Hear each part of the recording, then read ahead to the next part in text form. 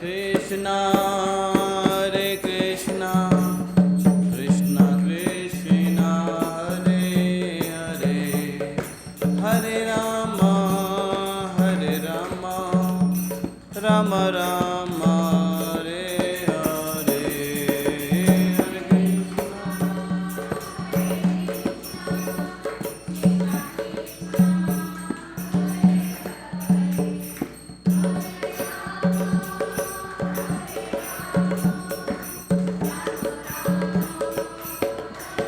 Jai Prabhupada, Prabhupada,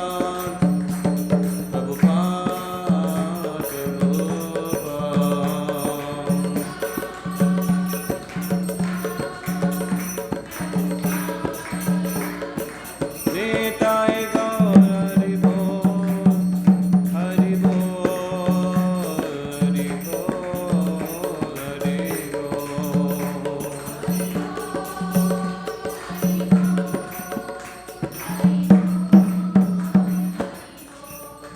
Shri हरिनाम संकीर्तन की जय।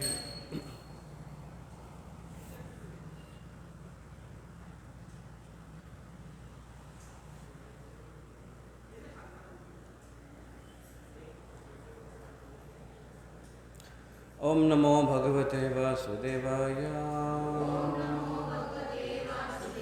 ओम नमो भगवते वासुदेवाय।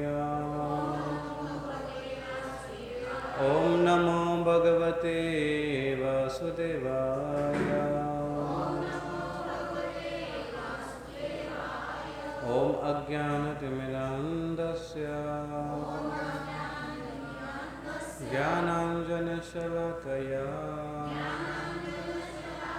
चक्षुरुन्मिलितं येन तस्मै श्रीगुरवे नमः। नमो विष्णुपादाय कृष्णप्रेष्ठाय भूतले श्रीमते भक्तिवेदान्त स्वामिनीति नामिने। नमस्ते सरस्वती देवे गौरवाणी प्रचारिणे निर्विशेष शून्यवादी पाश्चात्यदेशतारिणे वंशकल्पतरुभ्यश्च कृपासिन्धुभ्य एव च पतितानां पावनेभ्यो वैष्णवेभ्यो नमो नमः। नमो महावदन्याय कृष्णप्रेमप्रदायते कृष्णाय कृष्णचैतन्य नाम्ने गौरत्विषे नमः। हे कृष्ण करुणा सिंधो दीनबंधु जगत्पते गोपेश गोपिका कांत राधाकांत नमस्तुते। तप्त कांचन गौरांगी राधे वृंदावनेश्वरी वृषभानुसुते देवी प्रणमामि हरिप्रिये। जय श्री कृष्ण चैतन्य प्रभु नित्यानंद श्री अद्वैत गदाधर श्रीवासदि गौर भक्तवृंद। हरे कृष्ण कृष्ण कृष्ण हरे हरे हरे राम राम राम हरे हरे मुखं करोति वाचालं पङ्गुं लङ्घयते गिरिं यत्कृपातमहं वन्दे श्रीगुरुदीनतारिणाम्।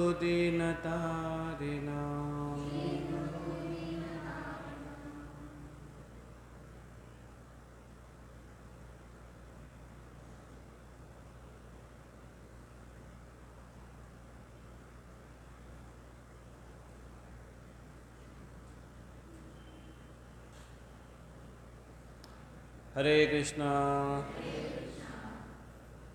सर्व भक्तों स्वागत है। सभी भक्तों का स्वागत है। हिंदी मराठी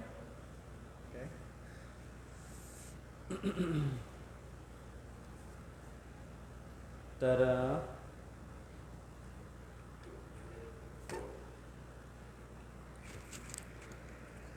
खूप दिवसापूर्वी आपण भगवद्गीतेवर चर्चा केली होती आणि आज पुन्हा त्याला आपण रिझ्यूम करू।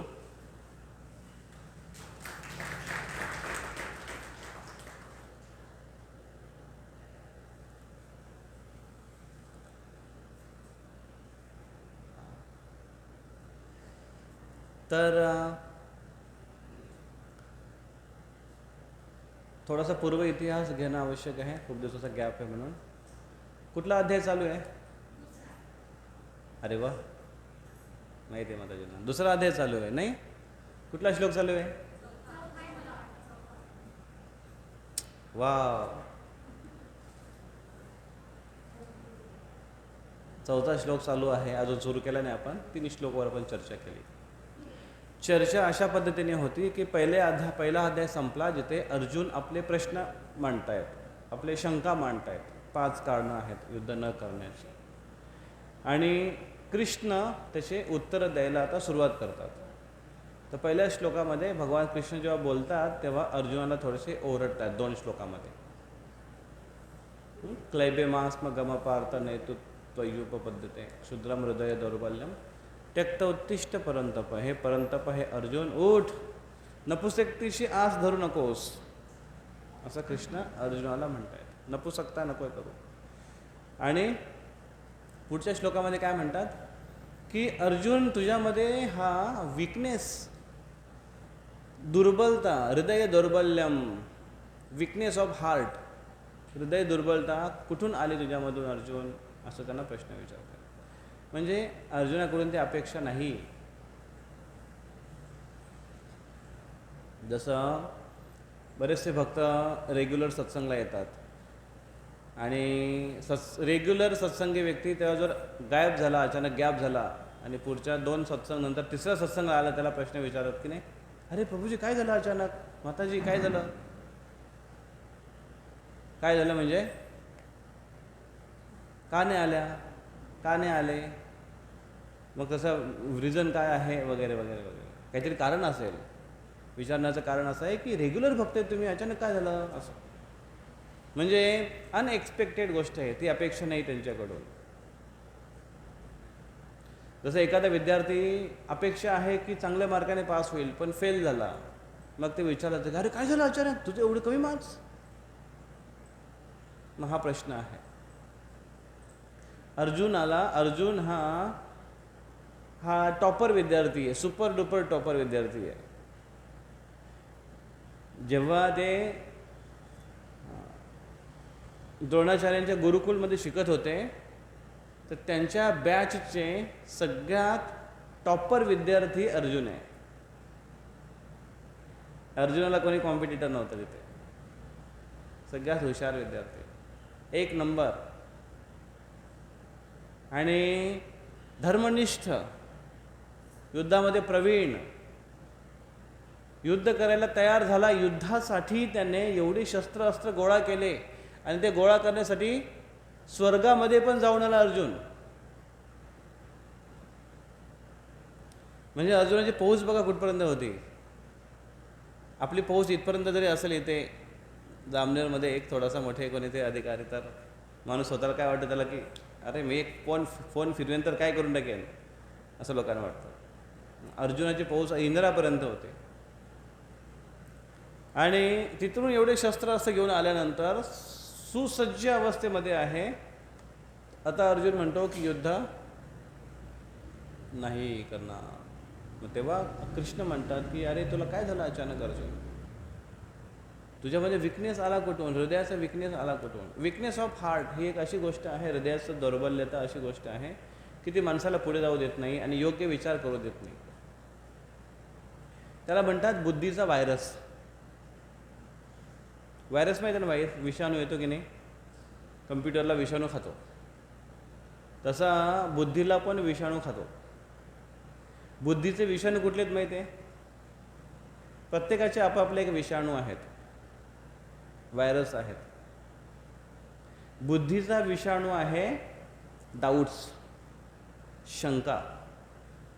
आणि शंकेचा विषाणू त्याच्या डोक्यात जर घुसला तर त्याला बाहेर काढता काढता काढता काढता काढता खूप वेळ लागतो. मग हे कुठेही असू द्या, रिलेशनशिपमध्ये असो, मुलांच्या बाबतीत असो, पती पत्नीच्या बाबतीत असो, किंवा जॉबवर बॉसच्या बाबतीत असो, किंवा एम्प्लॉईच्या बाबतीत असो, एकदा व्हायरस आला डाऊट्सचा की ह्या व्यक्तीचं कॅरेक्टर काय बरोबर नाही वाटत, किंवा ह्या व्यक्तीचं काय लक्षण काय ठीक नाही वाटत, मग तो व्यक्ती पूर्ण त्याला जाऊन चेक करेपर्यंत तो व्हायरस राहतो आतमध्ये. मग त्याला अँटीव्हायरस काय आहे? बुद्धीचा व्हायरस. आणि बऱ्याच वेळा मग एवढं सगळं आपण काबाड कष्ट करून हे जीवन जगतो आहे आणि शेवटी जीवनाच्या शेवटी आपल्याला जे समाधान आहे, आंतरिक समाधान, ते मिळत नाही. आणि जसं जसं वार्धक्य येतं, जसं जसं मृत्यू जवळ येतो, तसं जसं क्लॅरिटी जी आहे जीवनाची ती कळत नाही. मग माणूस अखेर एक कन्फ्यूज अवस्थेमध्ये होतो की नक्की काय आहे जीवन हे. माझं जीवन गेलं, आता मुलांचं जीवन आलं, त्यांचे जे माझ्याकडे होतं ते त्यांच्याकडे आता पासवान झालं, आता माझं काय कर्तव्य आहे? मी मरणार आहे काही दिवसानंतर, मेल्यानंतर माझी काय गती होईल? ह्या गोष्टीची क्लिअरिटी नाही आहे आणि त्याच्यामुळे व्यक्ती तो गोंधळात असतो. मग तो बुद्धीचा व्हायरस घालवण्यासाठी कशाची आवश्यकता आहे? ज्ञानाची आवश्यकता आहे. कारण बुद्धी ही ज्ञानाने तीक्ष्ण करता येते. आणि ज्ञान कुठून मिळेल आपल्याला? शास्त्रांतून ज्ञान मिळेल, अध्ययनाने ज्ञान मिळेल.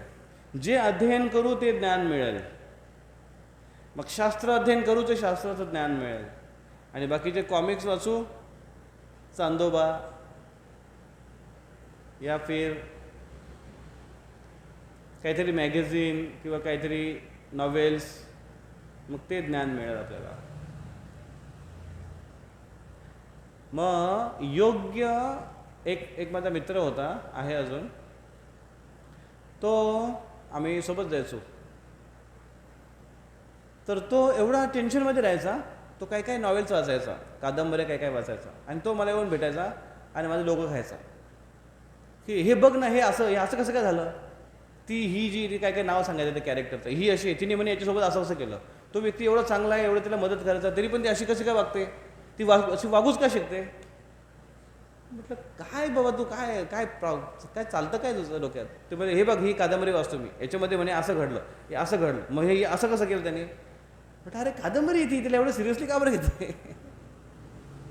आणि त्याच्यामध्ये एवढं तो त्याचं डोकं असं दिसतं, त्याच्यामध्येच फिरायचं. मी त्याचं बुक रिप्लेसमेंट केलं, त्याला वाचायची खूप सवय होती, आवड आहे. मग त्याला कडे एक पुस्तक दिला मी, प्रभुपादांचं एक छोटं पुस्तक होतं, एक अनुपम उपहार, एक अनुपम भेट, प्रभुपादांचं स्मॉल बुक आहे, खूप सुंदर बुक आहे ते. त्याला दिलं, मी त्याला म्हटलं हे वाच, छोटंसं बुक आहे. वाचलं त्याने. पुढच्या आठवड्यात भेटला मला तो म्हणतो अरे काय जबरदस्त बुक आहे म्हणे, अजून काय असेल तर दे, अजून काय असेल तर दे. तो असा भुकेलेला होता याचा, बुद्धीचा. आणि मग बाकीचं वाचणं बंद झालं अवांतर, आणि आध्यात्मिक पुस्तकं वाचू लागला. मग जेव्हा आध्यात्मिक गोष्टी आपण घेतोय तेव्हा बाकीच्या गोष्टी, मग तेव्हा क्लॅरिटी येते जीवनाला आणि प्रॉब्लेम सॉल्व्ह होतात. बुद्धीचा किडा आहे तो नष्ट होतो, तो मारला जातो. मग इंटेलिजन्सचा व्हायरस काय आहे? डाऊट्स. आणि डाऊट्स नष्ट करण्यासाठी काय करायला पाहिजे आपण? ज्ञान. आणि ज्ञान कुठून मिळेल? अध्ययनातून. मग कुठलं अध्ययन करायला पाहिजे? शास्त्र अध्ययन करायला पाहिजे, जेणेकरून जीवनाचे प्रश्न सुटतील आणि जीवनाच्या दिशेला एक क्लॅरिटी येईल. तसा मनाचा पण व्हायरस आहे. मनाचा व्हायरस काय आहे? मनाचा विषाणू काय आहे? मनाचे प्रॉब्लेम्स काय आहेत? काहीच नाही ना. किती चांगला मन आहे आपला, एकदम शांत. डिप्रेशन, अजून चिंता. चहा काय म्हटलं? हां, चिंता. हां, अजून अजून काय काय त्रास आहेत मनाचे? हां, शंका, आतुरता. हां, मत्सर. अजून अपेक्षा. अपेक्षा असतात मनाला. हां, अपेक्षा. हां हां, षड रिपू, 6 शत्रू. तर असे मनाचे प्रॉब्लेम्स आहेत. चंचलता आहे, मन चंचल आहे. तर हे मनाचे प्रॉब्लेम्स आहेत.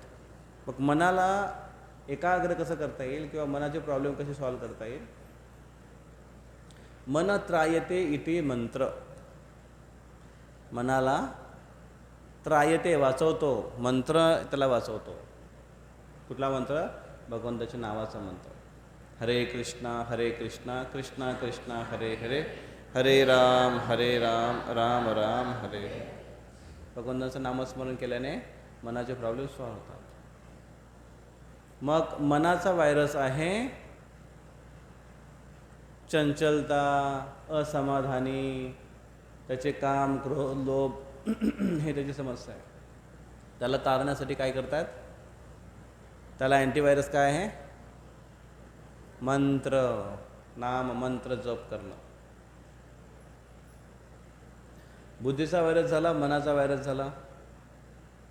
अजून कुठले व्हायरस असतात? फॉल्स इगो, मिथ्या अहंकार आहे का प्रत्येकाकडे? प्रत्येकाला अहंकार आहे का? कोण आहे ते ज्याला अहंकार नाही आहे? एक तर लहान मुलाला पण सोबत घ्याल तुम्ही ना, त्याला असं खेचायला इकडे ना असं करायचं. त्याचा पण आपला एक अहंकार असतो. प्रत्येकाला मिथ्या अहंकार आहे. मग ते अहंकाराचे प्रॉब्लेम्स काय आहेत? काय प्रॉब्लेम आहे अहंकाराचे? काय नाही ना, मस्त आहे अहंकार. किती मस्त असतो अहंकार. समजा आपण एखाद्या फंक्शनमध्ये गेलो आणि आपला सत्कार करण्यात आणि आपल्या अनाउन्समेंट केली की फलाना व्यक्ती या खूप छान आहेत, ते खूप छान त्यांचा अहंकार आहे आणि खूप सुंदर अहंकारी आहेत ते, चला आपण त्याचा सत्कार करूया. असं कधी आहे? अहंकार व्यक्तीला रूढ बनवतो. रूढ. अहंकार रूढ बनवतो व्यक्तीला. आणि अहंकाराला अँटीव्हायरस काय आहे? अहंकार आपल्याला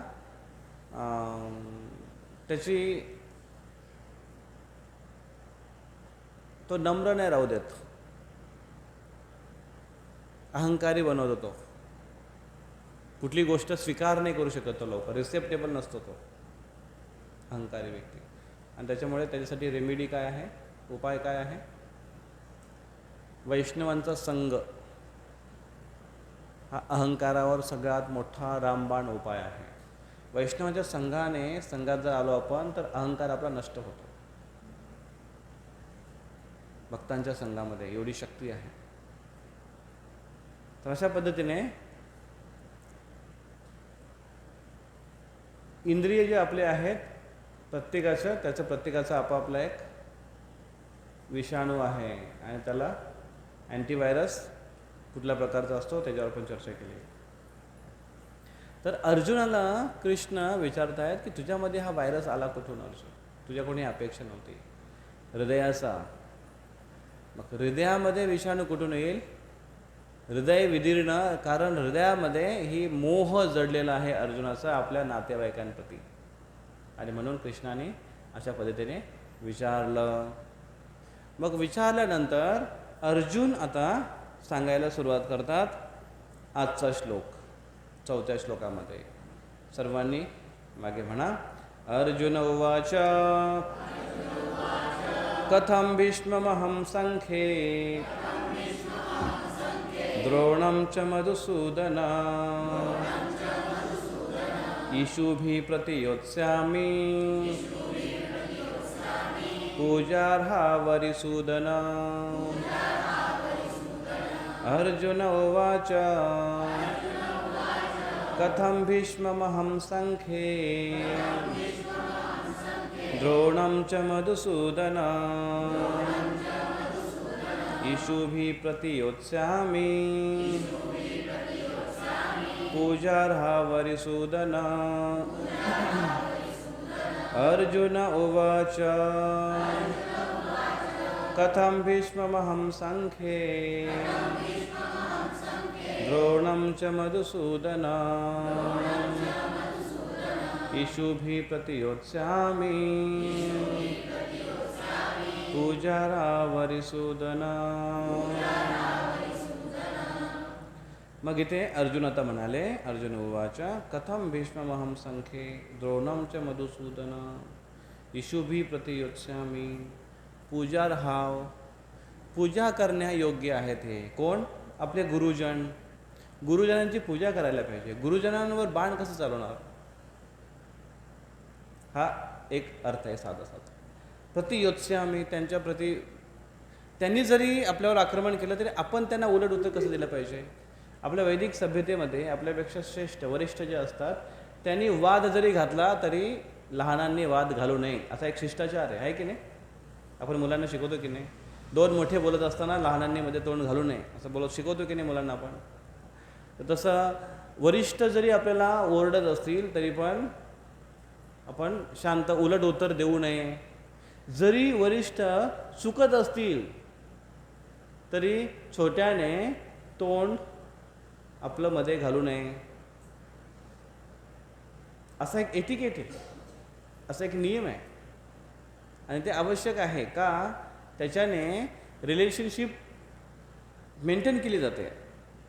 आणि शास्त्रामध्ये असे बरेच उदाहरणं दिसतील की जिथे जिथे कनिष्ठ जो आहे तो श्रेष्ठ आहे, त्याच्यामध्ये एक्सपर्टीज आहे, आणि जो वरिष्ठ आहे त्याच्यामध्ये तेवढी एक्सपर्टी नाही आहे, तेवढी कॅपॅबिलिटी नाही आहे, पण तरी पण सेवा मिळाली आहे. त्याच्यामुळे जो त्यांचा जो सबऑर्डिनेट आहे, शिष्य आहे, शिष्याच्या रूपामध्ये तो नम्रपणे आज्ञेचं पालन करतो. कुठला उदाहरण देता येईल शास्त्रातला? सांगा, कुठला उदाहरण देता येईल? की जो बॉस आहे त्याच्यामध्ये एवढी चांगली योग्यता नाही आहे पण तो मोठा पदावर आहे, आणि छोटा जो आहे तो चांगला गुणवान आहे पण तरी त्याची छोटी पोज आहे, त्याच्यामुळे तो नम्रपणे सेवा करतो आहे. शास्त्रातलं एखादं उदाहरण सांगा. हां, हनुमान आणि सुग्रीव. वा वा वा वा वा, जोरात टाळ्या या दोघींसाठी. अरे वा वा, चांगलं स्मरण आहे. हनुमान आणि सुग्रीव. सुग्रीव कोण होता? आता कोणाचा पुत्र आहे सुग्रीव? मागच्याच ऐकलं ना? सूर्यपुत्र आहे सुग्रीव. आणि हनुमानजी सूर्यांचे कोण आहेत? शिष्य आहे. आणि गुरुदक्षिणा म्हणून त्यांनी सांगितले की माझ्या मुलाची काळजी घे, त्याचा सांभाळ कर. आणि म्हणून सुग्रीवकडे तेवढी योग्यता नसताना पण हनुमानजी त्यांच्या सबऑर्डिनेट म्हणून, त्यांचे एक सेवक म्हणून त्यांच्याकडे सेवा करत होते, त्यांच्या प्रत्येक आज्ञेचं पालन करत होते. कधी कधी ते त्यांना कधी अशा गोष्टी दिसायच्या की सुग्रीव चुकतोय पण हनुमान तिथे तोंड घालत नव्हते आपला. कुठला उदाहरण मागे सांगितलं होतं मी? कुठलं उदाहरण देता येईल? हां, अर्जुनला लक्ष्मणला बसायला त्यांनी जागा नाही दिली, सीट नाही दिली. रामाला बसायला सीट दिली आणि स्वतः त्याच्या बाजूला बसला. स्वतः बसला तर बसला, पण लक्ष्मणकडे लक्षच नाही आहे. मग हनुमानने काय केला, लगेच हनुमानजी पटकन उडत गेले, उडी मारली आणि त्याने चंदनाचं सुंदर मोठी त्याच्यापेक्षा आणि सगळ्यात बेस्ट फुलांनी सजलेलं असं एक फांदी मोठी असं एक फाटा तोडून घेऊन आला आणि तिथे ठेवून दिलं त्यांना बसायला, की तुम्ही याच्यावर बसा, बेस्ट. आणि रामचंद्राने हे नोटीस केलं आणि रामचंद्र खूप खुश झाले की हनुमानजींचा बुद्धिचातुर्य आणि त्यांचं कौशल्य कशा पद्धतीने वागलं पाहिजे. त्याच्याने त्याने त्यांच्या सुपिरियरला पण वाचवलं, सुग्रीवला, आणि सुपिरियर प्रती त्यांनी अपराध पण नाही केला. हे खूप महत्त्वाचं आहे की अशा पद्धतीने जाणून घेणं आवश्यक आहे. तर मग हे असे पण आहेत काही की जे सुपेरियर नाही आहेत योग्यतेने, पण त्यांना पोझिशन मिळालेली आहे सुपेरियर, तरी पण त्यांचा आदर केला पाहिजे. मग हे तर माझे जे सुपेरियर आहेत ते तर खरोखर कौशल्याने पण गुणाने पण सुपेरियर आहेत. मग त्यांच्यावर मी कसं काय, त्यांच्या प्रति मी कसं काय असा अपराध करू, त्यांच्यावर तर शस्त्र उगारण्याचं आहे, कसं काय करू मी. आणि कोण होते विशेष करून द्रोणाचार्य नाव घेतात येते. कथम भीष्ममहम संखे द्रोणम च मधुसूदन. भीष्म आणि द्रोण यांचं नाव घेतात ते भीष्ममह. तो भीष्म पितामह, भीष्म पितामह आता कोण आहेत, पितामह आहेत ते, पितामह आहेत ते, ज्यांच्या अंगखांद्यावर खेळलेले आहे ते पोरं सगळे. आणि खास करून अर्जुन हा भीष्माचा सगळ्यात आवडता नातू, सगळ्यात आवडता नातू. कधी कधी असतं ना असं, सगळेजणी असेल तरी पोरं, तरी पण एक नातू कोणतरी असतो फेवरेट की जो जास्त प्रिय असतो. त्यासाठी चॉकलेट किंवा काहीतरी असं वेगळं काढून ठेवतात आजी आजोबा. किती चांगली व्यवस्था आहे बघा आपल्या समाजामध्ये, की याला म्हणतात जॉईंट फॅमिली. आणि जॉईंट फॅमिली फार हेल्दी होती. मुलांना आईवडिलांच्या व्यतिरिक्त एक मुलगा, असं म्हणतात इंग्रजीमध्ये अशी एक म्हण आहे, to raise one child is takes whole village. एक मुलाला वाढवण्यासाठी पूर्ण गाव महत्त्वाचं आहे, त्याला सपोर्ट करतो. पूर्वीच्याकडे गाव असायचे आणि गावामध्ये सगळे गाव एक दुसऱ्याच्या काही ना काही नात्यामध्ये असायचे. आजकाल गाव राहिले नाही, गाव आता मॉडर्न झाले आणि नाते गोते काय राहिले नाही, नाते सगळे गोते झाले नाते गोते.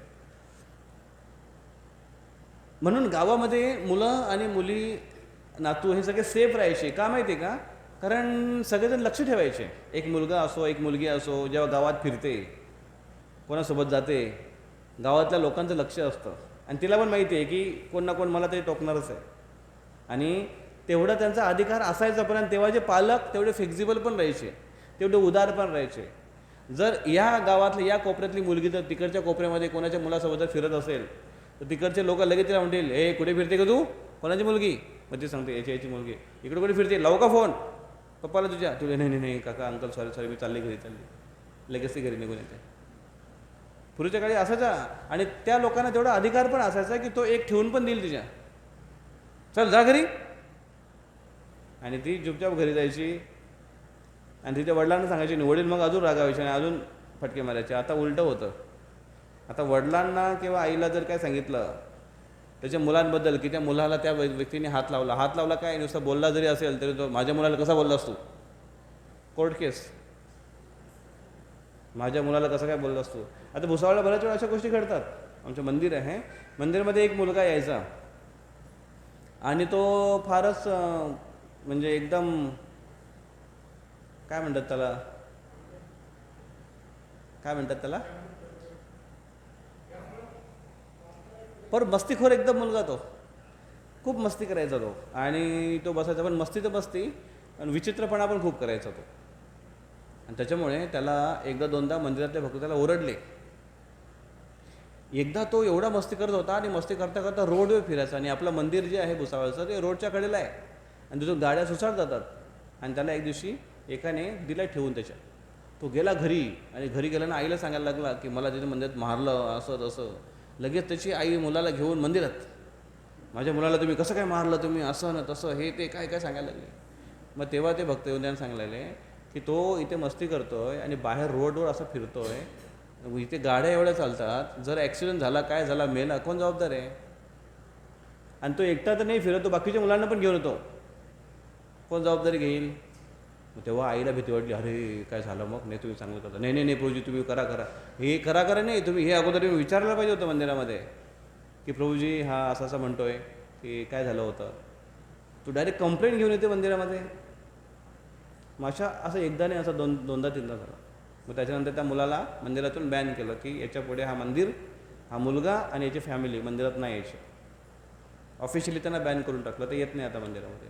मग तो मुलगा आता थोडा मोठा झाला, आता कॉलेजला लागला, थोडा मोठा झाला. मग विचित्र मोर आहेत ते शेवटपर्यंत विचित्रच असतात. त्याच्यानंतर मग तो मंदिरात जो येत होता, मग त्याच्यानंतर मुली पण येतात मंदिरामध्ये.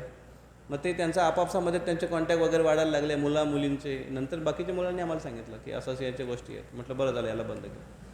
मग ते आता तिकडे गेलेत काही एज्युकेशनसाठी, मग तिकडे गेलेत, पुण्याला वगैरे गेलेत. मग तिकडे त्यांचं चालू आहे आपलं. म्हटलं तिकडे तुम्ही करा काय करायचं ते, इकडे नका गडबड करू. मग असे कधी कधी प्रॉब्लेम्स असतात, असे कधी कधी गोष्टी असतात की कशावर हा विषय निघाला?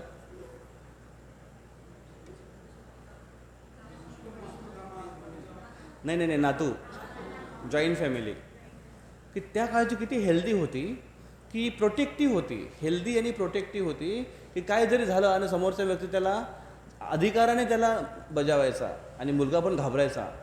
आणि आम्हाला आठवतं की आम्ही लहान होतो आणि जर काय कुठे काय झाली मिस्टेक, काही भांडण झालं, काय झालं, तर सगळ्यात अगोदर आम्ही घरी घाबरायचो की मी याची जे भांडण केलं, मी याला मारलं, आणि जरीही माझी जर कंप्लेंट घरी गेली तर सगळ्यात अगोदर माझे एक कानफडीत पडेल आणि मग विचारलं जाईल की काय झालं. हे आम्हाला शुअरली माहिती होतं. घरचे लोक सगळ्यात पहिल्यांदा घरच्यांना काय प्रॉब्लेम माहिती आहे का? तू आता बाहेरच्या कंप्लेंट घरापर्यंत आणायला लागला, याच्यासाठी 2 अगोदर बसतील आणि मग पुढचं विचारलं जाईल की काय बोल आता, आणि मग पुढची इन्क्वायरी होईल. त्याच्यामुळे 4 वेळा विचार करायचो की भांडण बिंडण करायला. तर तो एक भय असायचा घरचा. आणि दुसरा भय काय असायचा? सरांचा, टीचरांची भीती तर सगळ्यात जास्त असायची. त्या काळचे टीचर पण तसे होते आणि त्या काळची शिस्त पण तशी होती. आणि आई वडील पूर्णपणे शाळेला देऊन टाकायचे ते. कधी कधी तर घरचे लोक, आई वडील जर नसतील तर आई घाबरायची, मस्ती करशील तर सरांना सांगे ना, नको नको नको सरांना नको, सर मारतील. आता ना मुलं सरांना घाबरत, ना मुलं आई वडिलांना घाबरत. का? ती पूर्वीची पद्धत होती ती राहिली नाही आता. त्यातल्या त्यात जॉईंट फॅमिलीमध्ये सगळ्यात जास्त मजा कशी असायची माहिती आहे का? एक की वडील असलं तर मग एकदम शांत, हाताची घडी, तोंडावर बोट, असं काहीतरी. कसं होतं ते? सर्व होतं हां असं. तर हाताची घडी, तोंडावर बोट, आणि तोंडाला लॉक आणि खिच्यात चावी, असं काहीतरी असायचं. शांतपणे वडील आहे तोपर्यंत एकदम शांत. वडील कुठेतरी गेले की मस्ती सुरू. मग सगळ्यात आवडता घरातला जर कोण सदस्य असेल तर ते म्हणजे आजी किंवा आजोबा. का? आमच्या आजीने एवढ्या गोष्टी सांगितल्या आम्हाला, एवढ्या गोष्टी सांगितल्या. रोज रात्री झोपताना एक गोष्ट. आणि कधी कधी तर गोष्टी एवढ्या लांब असायच्या, त्या किती दिवस चालायच्या. मग सांग कालची गोष्ट, मग लगेच. खूप महत्त्वाचं आहे हे मंथन, खूप महत्त्वाचं आहे. ते जे आई नाही देऊ शकत ते फक्त आजीच देऊ शकते. पण जॉईंट फॅमिली खूप महत्त्वाची आहे. आजकाल लोकांनी म्हाताऱ्या लोकांची अलग व्यवस्था केलेली आहे.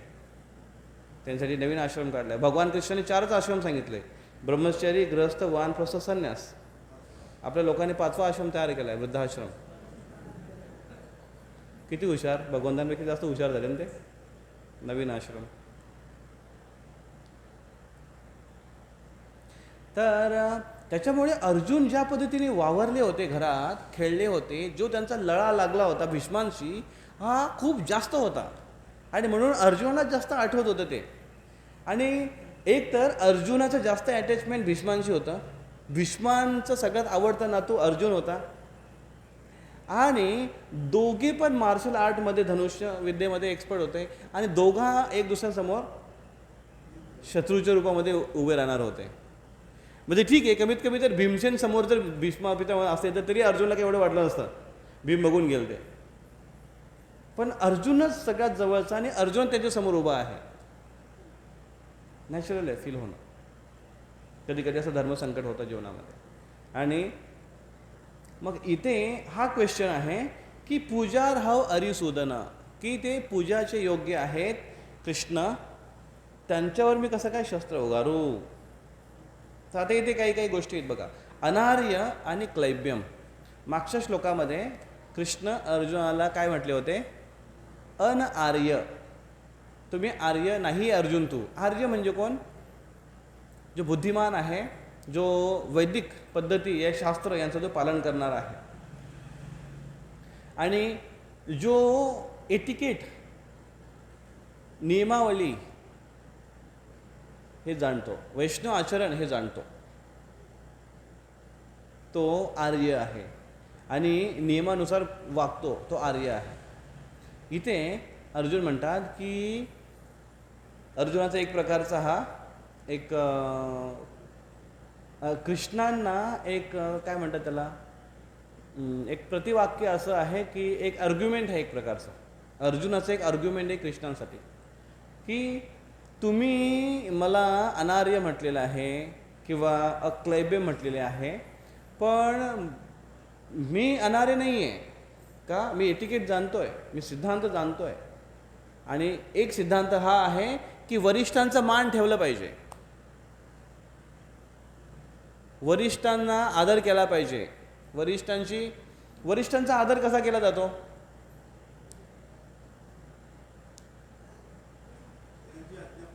आज्ञा पालन करून, अजून सेवा करून. मग त्या सेवेमध्ये कुठला संबंध आहे त्याच्यावर अवलंबून आहे. वरिष्ठ जर आई वडील असतील तर त्यांची सेवा अलग पद्धतीने, आजी आजोबा असतील तर वेगळ्या पद्धतीने असेल, बॉस असेल तर वेगळ्या पद्धतीने असेल, गुरु असेल तर वेगळ्या पद्धतीने असेल, वरिष्ठ भाऊ असेल तर वेगळ्या पद्धतीने सेवा होईल, त्या त्या प्रकारे त्याची सेवा होईल. तर मग मी काय केलं आहे? मी त्यांना रिस्पेक्ट करतोय, ते पूजेचे योग्य आहेत आणि म्हणून मी त्यांना मारू इच्छित नाही आहे. मग मी योग्यच आहे, मी अनार्य कुठे आहे? मी आर्यच आहे, असं अर्जुन म्हणता येते. दुसरा शब्द काय आहे? क्लैब्यम. क्लैब्याचा अर्थ असा आहे की एक नपुसक, कावर्डनेस. त्याच्यामध्ये अशा जी गोष्ट त्या करण्यासाठी अर्जुन हा सक्षम होता पण अर्जुनाला अक्षम म्हणतात ते, क्लैब्य. अर्जुन इथे काय म्हणतात? Weakness of heart but strong heart which is giving respect to superiors. दुसऱ्यांच्या प्रती आदर मी करू इच्छितो, हे अर्जुन इथे सांगतात. तर मी क्लैब्य नाही आहे, मी शूर आहे, पराक्रमी आहे. आणि त्याच्यामुळे अर्जुन हे जस्टिफिकेशन देत आहेत. जस्टिफिकेशन म्हणजे काय?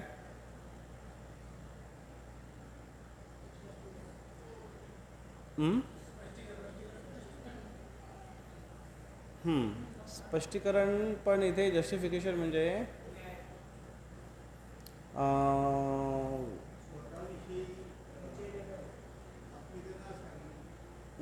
एक प्रकारचं आपण जे म्हणू ना, एक वकालत करतो आपण आपल्या स्वतःबद्दल.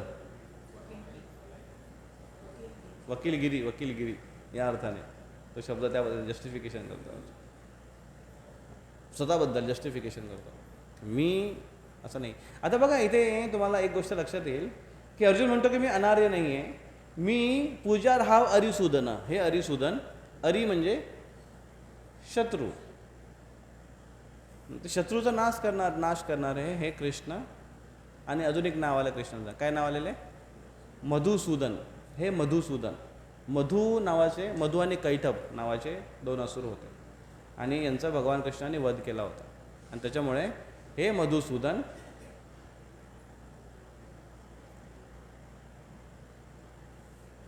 मी माझ्या वरिष्ठांचा मान कसा काय तोडू, मी वरिष्ठांना डिसरिस्पेक्ट कसा करू, मी वरिष्ठांवर वरिष्ठांना मी वरिष्ठांचा अनादर कसा करू, हा अर्जुनाचा प्रश्न आहे.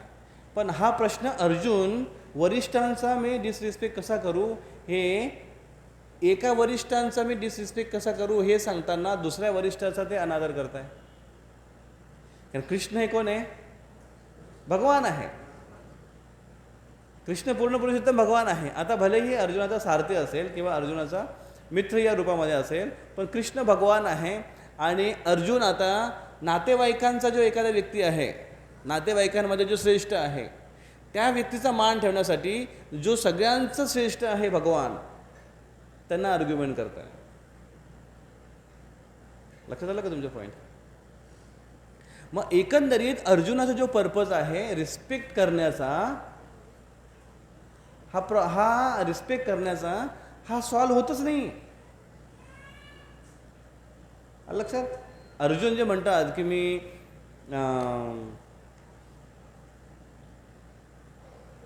हे कसं झालं, जसं सून एखादी सून असते घरामध्ये आणि घरात फारच चावचाव चालू असते. मग ती येऊन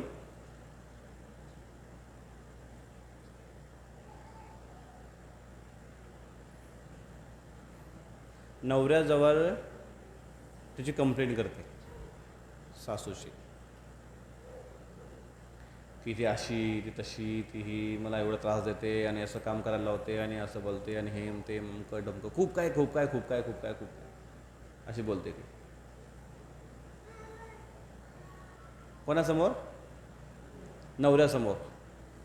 आणि तुम्हीच माझ्यासाठी सर्व आहात, तुम्हीच माझा एक आदर करणारे, माझ्यासाठी तुम्हीच एक असे व्यक्ती आहात की मी तुम्हाला हे सांगू शकते की ही अशी खडूस, असे मला त्रास येतो. जिला ती खडूस बोलते आणि जिला ती डिसरिस्पेक्ट करते करून, ती ज्याला रिस्पेक्ट करते कोण? नवरा. नवऱ्याला रिस्पेक्ट करून ती सासूचा डिसरिस्पेक्ट करते, जी सासू नवऱ्यासाठी पण रिस्पेक्टेबल आहे.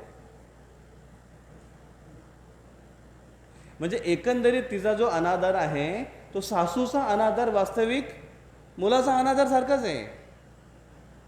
पण म्हणजे नवऱ्याचा आदर ठेवून सासूचा अनादर करणं म्हणजे सासूचा अनादर करणं हे नवऱ्याचा अनादर सारखंच झालं ना. मग तिचा आदर करण्याचा जो उद्देश आहे तो कुठे साध्य होतोय? साध्य नाही होत. आणि म्हणून म्हणून याला म्हणतात जस्टिफिकेशन. स्वतःला जस्टिफाय करण्याचा प्रयत्न करतोय का, मला जे वाटतंय असं, आणि ते तुम्ही ऐकून घ्या आणि तुम्ही मान्य करा. भली मला जे योग्य वाटतंय ते, मला जे वाटतंय ते अयोग्य जरी असेल तरी तुम्ही कृपया करून स्वीकार करा ते. सून म्हणते, सून इथे अयोग्य आहे, सुनेचं इथे चुकतं आहे, पण तरी पण ती जस्टिफाय करते आणि नवऱ्याला सांगते, नवऱ्याला कन्व्हिन्स करण्याचा प्रयत्न करते की तुम्ही माझ्या बाजून आहेत का नाही, हात की नाही, तुम्ही माझ्या बाजून राहा. आणि कृष्ण असा हँडपॅक्ड हजबंड नाही आहे. आणि कृष्णांमध्ये क्लॅरिटी आहे. आणि त्याच्यामुळे कृष्ण पुढे जाऊन त्यांचे प्रॉब्लेम्स आणि त्यांचे डाऊट सगळे क्लिअर करणार आहेत. की ज्याला तू सुपिरियर समजतोस नात्यांमध्ये, ज्यांचा रिस्पेक्टसाठी तू मला जस्टिफाय करतोस, पण मी कोण आहे याचं जेव्हा उल्लेख आणि सविस्तर त्याला माहिती अर्जुनाला 11व्या अध्यायामध्ये मिळते, तेव्हा अर्जुनाचे डोळे असे विस्फारित होतात. अर्जुन म्हणतो, अरे बापरे, काय तुमचं विश्वरूप, सगळे ठिकाणी तुम्हीच भरले आहेत, प्रत्येक दिशेला तुमचे सगळे चेहरे, तुमचा सगळे संपूर्ण विस्तार तुमचा दिसतो इथे. तुमचं अकराळ विकराळ स्वरूप बघून मला एकदम ते डोळे विस्फारून बघायला लागले. आणि त्यांनी नमस्कार केला कृष्णाने. आणि कृष्णाने म्हणतात, हे कृष्ण, तुम्ही भगवान आहात आणि मी तुमचा अनादर केलाय, मी तुम्हाला मित्र म्हणून संबोधलाय, मी तुम्हाला तुमच्यासोबत बसताना, खेळताना, उठताना, एकच सोबत आपण झोपलेलं आहे, एकच सोबत आपण बसून खाल्लेलं आहे, आणि मी तुमची किती वेळा मजाक मस्करी केलेली आहे. पण तुम्ही भगवान आहात, तुमचं हे विराट स्वरूप बघून मला खूप भीती वाटते, मला माफ करा. तेव्हा त्यांचा जो रिस्पेक्ट आहे भगवंतांबद्दल तो जागृत झाला. का? त्याची त्यांना अंडरस्टँडिंग आली म्हणून. म्हणून इथे अर्जुनाचा हा जस्टिफिकेशन आहे. याचं कारण काय आहे की अर्जुन त्याच्या बुद्धीने तर्कवाद करण्याचा प्रयत्न करतोय.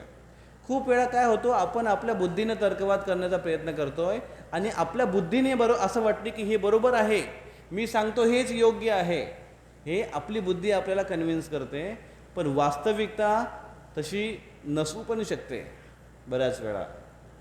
हे जेव्हा आपण स्वीकारलं तर तेव्हा बरेचसे प्रॉब्लेम सॉल्व्ह होतात. जेव्हा आपण ॲडमेंट राहतो, जेव्हा आपण हट्टी राहतो की नाही हेच बरोबर आहे, मी हे म्हणतो हेच योग्य आहे, हे जेव्हा आपण या मतावर राहतो तेव्हा मात्र रिलेशनमध्ये प्रॉब्लेम येतात, वादविवाद व्हायला सुरुवात होतात.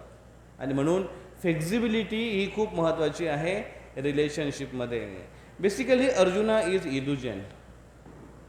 अर्जुन हे भ्रमित होते, त्यांना क्लॅरिटी नव्हती आणि म्हणून ते तर्कवाद करत होते. आणि तर्काने ते अशा पद्धतीने सांगत होते की पूजार्हाव अरिसूदना,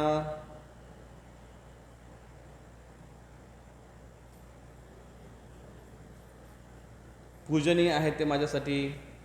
का पूजनीय आहेत ते माझ्यासाठी? त्यांचा सामाजिक स्टॅटस आहे, ते माझ्यासाठी नात्याने मोठे आहेत. पूजनीय द्रोण माझ्यासाठी माझे गुरु आहेत, मार्शल आर्ट त्यांनी मला शिकवला. गुरु विविध प्रकारचे असू शकतात. किती प्रकारचे गुरु आहेत? गुरु मार्गदर्शन म्हणजे कुठला मार्ग? इथून जळगावला कसं जायचं तो मार्ग. हां, ओके. म्हणजे आध्यात्मिक गुरु असू शकतो, शैक्षणिक गुरु असू शकतो, अजून धार्मिक गुरु म्हणजे धर्माबद्दल माहिती देणारा. ओके, अजून मोठ्या नाही. हां, ओके. स्पोर्ट्स टीचर असतात ना, स्पोर्ट्स टीचर, क्रीडा शिकवणारे पण गुरु असू शकतात. अजून कुठले गुरु असू शकतील?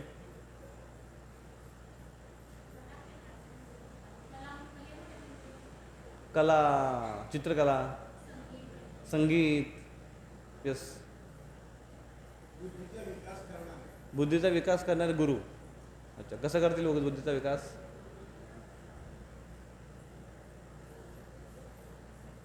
कसं करतील बुद्धीचा विकास? ते शिकवतील त्याला काहीतरी हां, काही शिकवत असेल, व्हॅल्यू एज्युकेशन, नैतिक मूल्याचा विकास. अजून कुठले गुरु असतात? अजून भारी भारी गुरु भेटतात. मग जब मिल बैठे दो यार, तिथे लई गुरु सापडतात नाही का? हां, असं जरा ग्रुपमध्ये जमलं की भरपूर गुरु भेटतील मग. आणि भारतामध्ये गुरूंची कमी नाही आहे, खूप गुरु आहेत. गल्लोगल्ली तुम्हाला मार्गदर्शन करणारे लोक भेटेल. लगेच तुम्हाला काय झालं ना थोडं पण तुम्ही जर कोणाकडे सांगितलं, अगं लई डोकं दुखते मागच्या 5 दिवसापासून, लगेच अगं मग मी तुला सांगतो इकडे हे असं कर, तिथे पण गुरु भेटून जाणार लगेच तुम्हाला. पान टपरीवर पण तुम्हाला गुरु भेटेल,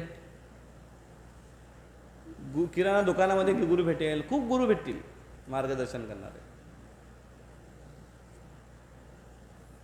ते सगळे पूजनीय आहेत का?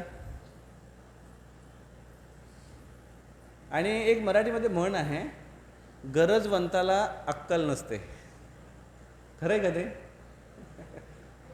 आणि त्याच्यामुळे तो बिचारा कोणाचा पण ऐकतो का काही हो ती फरक पडो,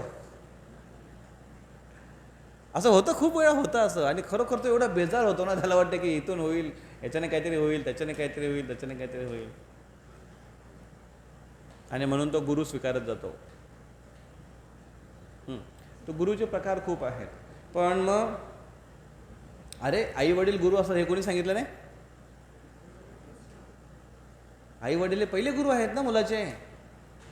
हां, प्रथम गुरु आई वडील, त्याच्यानंतर टीचर्स. मग टीचर्समध्ये खूप प्रकारचे टीचर्स आहेत. जे त्याला शिकायचं आहे त्या प्रकारचे टीचर्स आले, ते त्याचे गुरु आहेत. आणि मग आध्यात्मिक गुरु. त्याला आध्यात्मिक मार्गदर्शन करणारे गुरु.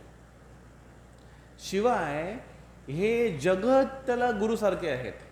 जगामध्ये बऱ्याच गोष्टीतून आपण शिकू शकतो, घडामोडीतून शिकू शकतो. प्रकृती आपल्याला खूप शिकवते. काय शिकवते प्रकृती?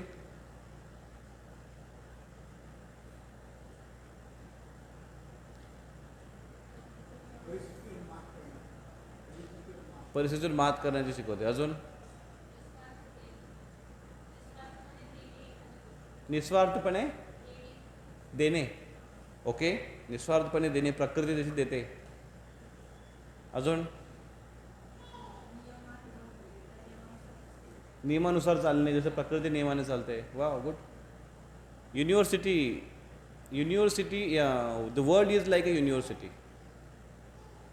जिथे आपण खूप काही शिकत राहतो, आयुष्यभर शिकत राहतो.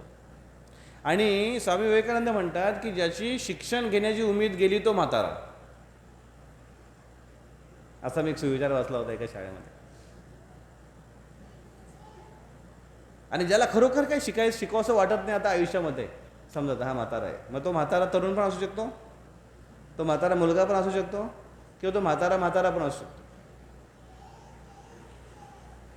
म्हणून एक म्हण होती आम्हाला शाळेमध्ये की बुद्धीची पारख जर केसाच्या रंगावरून केली जात असेल तर पिठाच्या चक्कीत काम करणारा मजदूर सगळ्यात जास्त बुद्धिमान ठरला असता. बरोबर की नाही? त्याचे केस हमेशा पांढरे राहतात. आणि आजकाल पिठाच्या चक्कीत काम करायची गरजच नाही, लहान पोरांचे पण केस पांढरे होतात की नाही?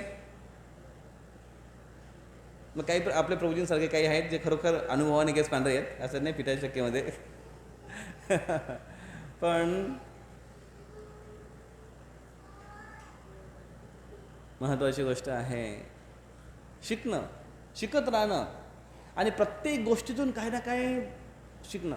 परमपूज्य राधानाथ स्वामी महाराज एक अमेरिकन संन्यासी आहेत. त्यांनी त्यांचं जीवनाची एक त्यांनी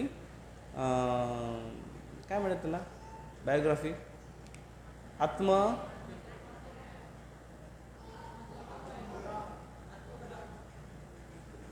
काय म्हटले, आत्मचरित्र त्यांनी बुक लिहिलं त्याचं. तर मराठीमध्ये त्रिशार्थ पथिक खूप जबरदस्त आहे. त्यांच्या जीवनात एक एक घटना घडतात आणि प्रत्येक घटनेतून ते विचार करतात की याच्यातून मी काय शिकू शकतो, भगवंत मला याच्यातून काय शिकवू इच्छितात, असं ते त्याच्यावर मंथन करायचे प्रत्येक घटनेवर. ती घटना चांगली असो, ती घटना प्रतिकूल असो, प्रत्येक घटनेवरती विचार करणार की याच्यातून मी काय शिकू शकतो. जसं आता एक तुम्हाला सांगतो मी, आता हा मुलगा आहे, हा इथे फिरतोय, प्रत्येकाचं लक्ष त्याच्याकडे आहे. त्याच्यावर जर आपण विचार केला की ह्या प्रसंगातून मी काय शिकू शकतो, सांगा काय शिकता येईल?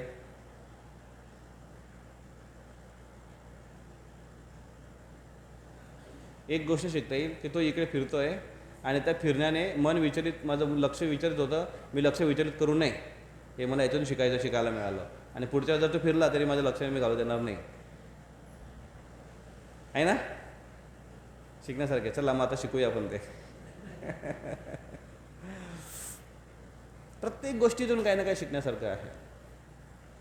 आणि म्हणून विश्व आहे हे एक युनिव्हर्सिटीसारखे आहे. तर मग ते त्यांच्या जीवनातून बऱ्याच गोष्टी सांगतात. तर खूप सुंदर पुस्तक आहे, कधी तुम्हाला भेटलं तुम्ही वाचा तो पुस्तक. तर काय सांगतो पॉईंट मी, अर्जुन इथे म्हणतायत की हां, गुरु किती प्रकारचे आहेत त्याच्याविषयी आपण चर्चा करत होतो की पूजनीयताचे कारणं काय काय आहेत, कशाने एखादा व्यक्ती पूजनीय बनतो, आदर्श एखादा व्यक्ती कशाने बनतो, पूजनीय कशाने बनतो. तसे असे विशिष्ट काहीतरी कार्य आहेत ज्याच्यानंतर पूजनीय बनतो. आणि आपण बऱ्याचशा गोष्टी जेव्हा स्वीकार करतो समाजातून, आपण ऑब्लाइज बनतो, त्याच्याप्रती आपण एक कृतज्ञ बनतो आणि म्हणून आपण शिकत असतो. मग अशा व्यक्तींची आपल्या समाजामध्ये आवश्यकता आहे का? यस. आपल्या जीवनामध्ये आवश्यकता आहे का? यस. आज योग्य वेळी, योग्य प्रसंगी, योग्य मार्गदर्शन नसल्यामुळे समाजामध्ये खूप खूप खूप खूप प्रॉब्लेम्स आहेत, खूप प्रॉब्लेम्स आहेत आज समाजामध्ये. आणि त्याच्यामुळे योग्य मार्गदर्शन आपल्याला आवश्यक आहे. जसं आज समाजामध्ये जसं आजची जी घटना आहे, लेटेस्ट न्यूज काय चालू आहे आज, जसं आज पॉलिटिक्समध्ये काय चालू आहे आज, तर हे प्रसंग असे घडतात. मग काय केलं पाहिजे, मग कोणतरी आपल्याला अजून उकसवतो की असं व्हायला पाहिजे, युद्ध व्हायलाच पाहिजे आणि असंच व्हायला पाहिजे, तसंच व्हायला पाहिजे वगैरे वगैरे वगैरे. त्यातले मग न्यूजवाले अजून एखादी गोष्ट छोटी असेल असे मोठे करून दाखवतील आपल्याला, किंवा तीच गोष्ट न्यूज असते एकच, पण ती 10 वेळा सांगून की आज की बडी खबर और मैं अभी लेटेस्ट न्यूज है, बडी खबर काय सांगतच नाही, 5 मिनटं असेल ते घासून टाकतात. काय तिकडचं असं काय दाखवत असतात, त्याच गोष्टी. मग आता खूप न्यूज चालू आहे तिकडे जम्मू काश्मीरमध्ये काय झालं. आणि त्याच्यात जस्ट 4-5 दिवस अगोदर तिकडे बंगाल ममता चालू होतं. ते झालं सगळं शांत. ते कुठे गेलं ते न्यूज? मी शोधून बघतो त्याच्यावर काय न्यूज आहे का, त्याच्यावर काय काहीच न्यूज नाही. सगळे कॅमेरे इकडे आले, सगळे न्यूजवाले सगळे इकडे आले. काय पाहिजे त्यांना समाजातून? योग्य मार्गदर्शन आहे का ते? ॲज इट इज मार्गदर्शन आहे का ते? आहे ते. त्याच्यामुळे आपल्याला थोडंफार कळतं की बाबा ॲटलिस्ट काय चालू आहे, आपल्याला कळतं ते. पण मग योग्य मार्गदर्शन करणारे, मग त्याच्यामध्ये आपल्याला योग्य मार्गदर्शन करणारे मग यूट्यूबर्स पण असतात, आहे की नाही? यूट्यूबवाले ज्यांच्यावर आपला खूप जास्त विश्वास आहे, मग लगेच यूट्यूबवर शोधून बघणार एखादा व्यक्ती. हां, छोट्या मोठ्या काही ज्या गोष्टी आहेत त्यासाठी ठीक आहे यूट्यूब. जसं आता काही गृहिणी आहेत आपल्याला, त्यांना आता ते आले इस्कॉनमध्ये, मग आता कांदा लसूण बंद करायचं आहे, भगवंतांना भोग लावायचा आहे, भोग लावून प्रसाद खायचा आहे. मग बिना कांदा लसणाची रेसिपी शोधायची, मग चला यूट्यूबवर बिना कांदा लसणाची रेसिपी, किंवा बिना कांदा लसणाचे भजे कसे बनतात, किंवा पनीर कसा बनतो, अशा बऱ्याचशा रेसिपी मग त्याच्यावर सर्च मारतो. त्यासाठी ठीक आहे. आणि आज मग मार्गदर्शनासाठी खूप काय, तुम्ही जर टाकलं त्याच्यावर की भक्तीमध्ये प्रगती करण्यासाठी मी काय केलं पाहिजे, टाका यूट्यूबवर, लगेच तुम्हाला एक प्रवचन आहे त्याच्यामध्ये. एक मुलाला एवढा व्यसन लागला होता यूट्यूब, तो 12 तास बसून तो कंटिन्युअसली यूट्यूब वॉच करायचा. तो एकदा प्रोग्रामला आला इस्कॉनच्या, त्यांनी प्रश्न विचारला की प्रभूजी, यूट्यूबचं जो व्यसन आहे हे मला कसं कमी करता येईल, असा त्याचा प्रश्न होता. मी त्याला थोडंफार सांगितलं. त्याच्यानंतर त्याला बरोबर काय वाटलं नाही, तर उत्तर अजून शोधत होता. पुढच्या प्रोग्रामला तो परत भेटला आणि तो म्हणतो की प्रभूजी मला उत्तर सापडलं. बोले कुठे उत्तर सापडलं? बोले यूट्यूबवर. यूट्यूब कसं कमी करावं याचं उत्तर त्याला यूट्यूबवर सापडलं. मग कसं काय यूट्यूब कमी होईल त्याचा, सांगा तुम्ही? म्हणजे तंबाखूचं व्यसन बंद करण्यासाठी मेडिसिन काय आहे? गुटखा. हा काय, याला काय अर्थ झाला का? त्याच गोष्टी आहेत त्याच्यामध्ये. तर त्याच्यामुळे हे योग्य मार्गदर्शन नाही आहे, किंवा योग्य सोर्स नाही आहे आपल्याला मार्गदर्शनाचं. आणि म्हणून आध्यात्मिक गुरुची आवश्यकता आहे समाजामध्ये. माहिती जरी, इन्फॉर्मेशन जरी आपल्याला खूप ठिकाणी असेल तरी आध्यात्मिक गुरु पाहिजे आपल्याला, की जो आपल्याला हात पकडून चालायला शिकवेल आणि आपल्याला मार्गदर्शन करेल, आपल्याला समजवेल. आणि त्याचे महात्म्य आहे. धर्म को अधर्म और अधर्म को धर्म समजना. अर्जुन आता इथे ज्या गोष्टी कृष्ण समजवू इच्छितात ते अर्जुन समजत नाही आहे, आणि अर्जुन त्याला अदर वे घेऊ लागला. धर्माला अधर्म आणि अधर्माला धर्म. जे त्याला करायला पाहिजे ते तो मना करायला लागला. त्यासाठी तो रिझन द्यायला लागला की कसं मी योग्य आहे आणि कसं तुम्ही सांगताय ते मला काय पटत नाही. बऱ्याच वेळा अशा गोष्टी घडतात. आणि त्याच्यामुळे हे समजवणं समोरच्या व्यक्तीला की कसं तुझ्या हितासाठी मी सांगतोय, याच्यासाठी बरीच एनर्जी जाते. त्याच्यानंतर काय शिकायचं आहे हे समजण्यासाठी तर अजून भरपूर वेळ लागणार आहे. अगोदर विश्वास संपादन करायला बराच वेळ लागतो. मग हे कशावर अवलंबून आहे? एखाद्या व्यक्ती ह्या गोष्टी स्वीकार करेल, त्याचा अधिकार किती आहे त्या व्यक्तीवर, यावर अवलंबून आहे. तर वडील म्हणतात मुलाला की बाळा हे करू नको, तुझ्यासाठी योग्य नाही आहे, आणि मुलगा हट्ट करतो आहे. मग तेव्हा वडील कधी कधी त्याला खडसावतात, त्याला पनिश करतात आणि त्याला ते करायला लावतात. अशा वेळेस मुलगा तो स्वीकार करतो, जबरदस्ती का होईना स्वीकार करतो. पण जर तो जबरदस्ती स्वीकार करतोय, असे बरेच मुलांना आम्ही बघितलेत कॉलेजमध्ये. भुसावळला SSGB इंजिनिअरिंग कॉलेज आहे, तिथे मुलं येतात, त्याला आम्ही सत्संगला बोलवतो, रूममध्ये जाऊन त्यांना बोलवतो प्रोग्रामला. मुलं जेव्हा येतात तेव्हा त्यांचा एकदम पायस बॅकग्राऊंड आहे घरचा, पूजा पाठचा त्यांचा बॅकग्राऊंड आहे. घरून येताना देवाचा फोटो पण आईने सोबत पाठवला आहे की रोज नमस्कार करायचा बरं. त्यांनी सगळे देवबिव सगळे थैलीमध्ये भरून ठेवले, अजिबात बाहेर काढत नाही तो. आणि तिथे गेल्यानंतर त्याला सांगितलं सत्संगला येतो, म्हणतो अजिबात येणार नाही सत्संगला. का? घरी गेल्यानंतर एवढा माझ्यावर लादलं गेलं आहे ते, देव देव, भगवान भगवान, गीता पाठ, पूजा पाठ कर, सकाळी उठ, बस बस इथे बैस. आणि त्याच्यामुळे आता त्याला मोकळी मिळाली. आता मला मोकळ्या हवेत श्वास घेऊ दे, म्हणून आता मी सत्संगला अजिबात येणार नाही, असं त्याचा कन्क्लुजन आहे. जबरदस्ती नाही करू शकत आपण. मग अशा वेळेस जबरदस्ती जर नाही करू शकत आपण, मग त्याला कन्व्हिन्स करावं कसं?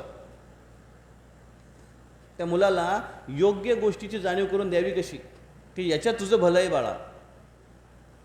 हा मोठा स्किल आहे आणि ते कृष्ण इथे यूज करतात.